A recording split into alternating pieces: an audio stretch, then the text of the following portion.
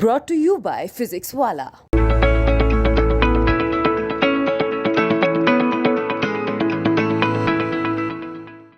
15 लाख पे, 10 लाख पे, 8 लाख पे सब मने सीट बिक जाता है। घर से फोन आता है कि रिजल्ट आया है, ना पापा नहीं आया। उधर से भी टॉर्चर, घर फैमिली से भी टॉर्चर, दोस्तों से भी टॉर्चर। जिसका पैसा पे आ गया, गांव में पैसा पे रिजल्ट आ जाता है। गांव में लड़का रह रहा है, उसका पैसा पे रिजल्ट वहाँ से फोन करके वही पूछ रहा है कि तुम्हारा रिजल्ट आया है ना भाई। तो कहाँ पढ़ता है कि तोरे रिजल्ट नहीं खे है, तैयारा रहता हमारे गाँव से रह के रिजल्ट आ जाता। बिहार में बीपीएससी पीटी की परीक्षा रद्द कर दी गई प्रश्न पत्र लीक होने के कारण।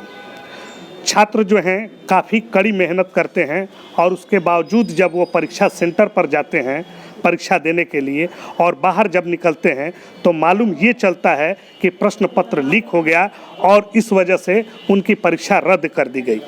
तो इसके बाद छात्र कहीं ना कहीं अंदर से टूट जाते हैं। हम आपको सीधे एक तस्वीर दिखा रहे हैं, आप देख सकते हैं कि कैसे कठिन परिश्रम करते हैं छात्र और उसके बाद कोई कंपटीशन की तैयारी करते हैं और कड़ी मेहनत करके जब वो परीक्षा सेंटर पर जाते हैं और उसके बाद अचानक उन्हें जब मालूम चलता है कि परीक्षा का प्रश्न पत्र जो है वो लीक हो गया है और जो परीक्षा है वो रद्द कर दी गई है, तो उन पर क्या बीतती होगी ये खुद छात्र ही बता सकते हैं। हम सीधे उन छात्रों से बात करेंगे। अभी हमारे साथ कुछ बीपीएससी के अभ्यर्थी हैं जो परीक्षा देने गए थे, उनसे बात करते हैं कि क्या क्या परेशानी उनके साथ होती है। क्या नाम हुआ आपका? जी, मेरा नाम पंकज कुमार पड़ेगा। पंकज जी, आप भी बीपीएससी के अभ्यर्थी हैं, परीक्षा कहाँ देने गए थे? हम गए थे सर, बेतिया में था मेरा सेंटर, ठीक है। वहाँ पे हम लोग गए थे, ट्रेन में जगह भी नहीं था, खड़े खड़े हम लोग को जाना पड़ता है, कोई भी व्यवस्था नहीं मिलता है सरकार की तरफ से। वहाँ पे हम लोग जाने के बाद रात भर मच्छर में रहते हैं, स्टेशन पे बैठते हैं, सोते हैं। फिर उसके बाद सुबह में सेंटर पे हम लोग जाते हैं। सेंटर पे भी अच्छा सब एग्ज़ाम हो जाता है। जैसे ही सेंटर पर से हम लोग निकलते हैं तो पता चलता है कि क्या तो क्वेश्चन पेपर लीक हो गया। बिहार का कोई भी ऐसा एग्ज़ाम नहीं है जो बिना लीक हुए पेपर नहीं होता है सर। सारा पेपर जो होता है, सारा जितना भी एग्ज़ाम होता है स्टेट का, सब में समझे ना कि माने क्वेश्चन पेपर आउट ही हो जाता है।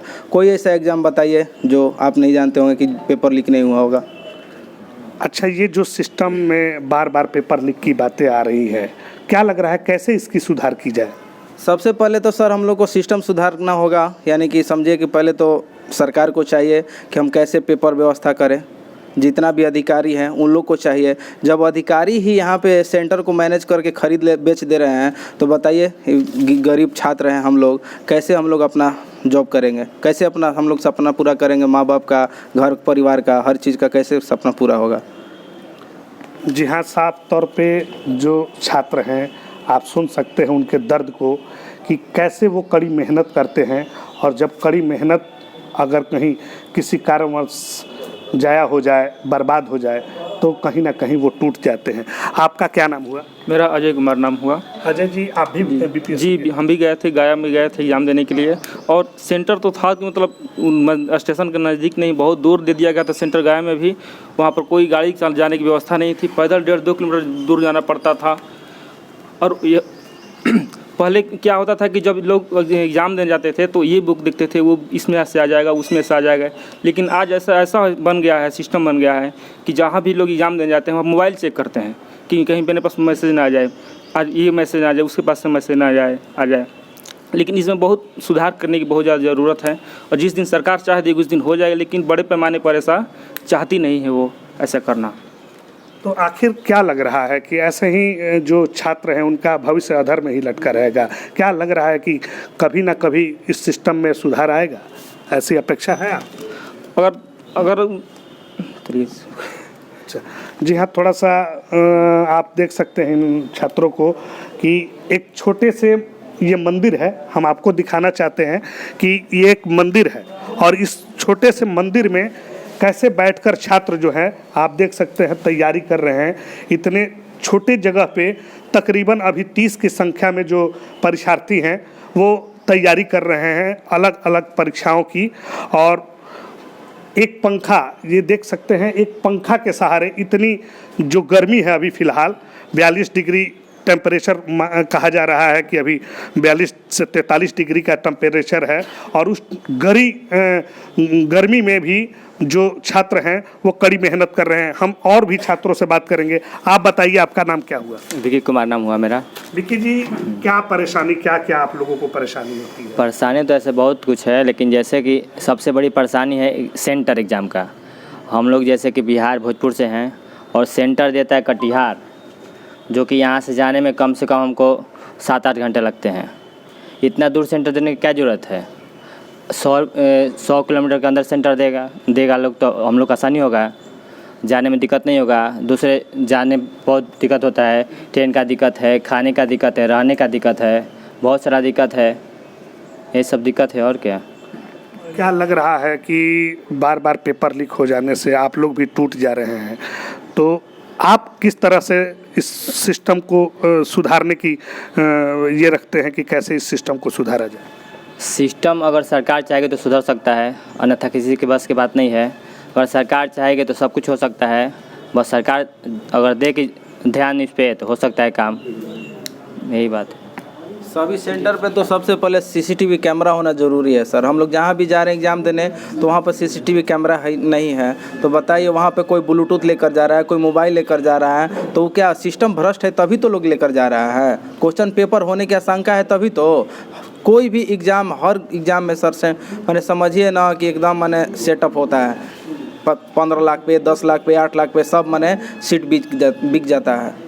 तो परीक्षा के अंदर भी मोबाइल और ये सब लेके जी हम अभी यहाँ पे उस दिन फायरमैन का एग्ज़ाम था, उसमें हम डीएवी में हमारा भी मैंने गार्डिंग पड़ा हुआ था, उसमें 4-5 लड़का पकड़ाया था जो कि सीसीटीवी कैमरा के सामने चोरी कर रहा था, फिर भी मोबाइल ले गया था, ब्लूटूथ था, सब उस सब का पकड़ाया था।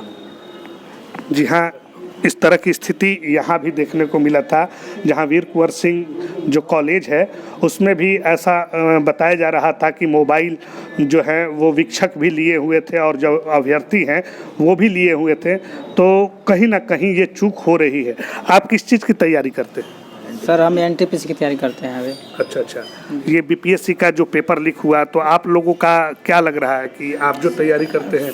सर हमको यही लग रहा है ना, पूरी बिहार की जो अथी है सरकार है पूरी भ्रष्ट हो गई है। यहाँ तक मुख्यमंत्री हैं वो तो सबसे ज़्यादा भ्रष्ट हो चुके हैं। वो बिहार के शिक्षा पर बहुत ध्यान कर रहे थे कि देंगे, अभी तक कुछ नहीं कर रहे हैं, कुछ नहीं ध्यान दे रहे हैं। या पेपर जो है पूरी तरह अच्छी तरह लीक करवा रहे हैं। हमको लगता है कि पेपर लीक होने में 100% हाथ उन्हीं का होगा, मुख्यमंत्री का हाथ। जी ज़रूर होगा, क्योंकि अगर वो चाहेंगे तो नहीं लीक होगा, अगर वो चाह रहे हैं तब ना लीक हो रहा है। वो छूट दे रहे हैं पूरी तरह जनता को, अधिकारियों को, तो इसलिए पेपर लीक हो रहा है।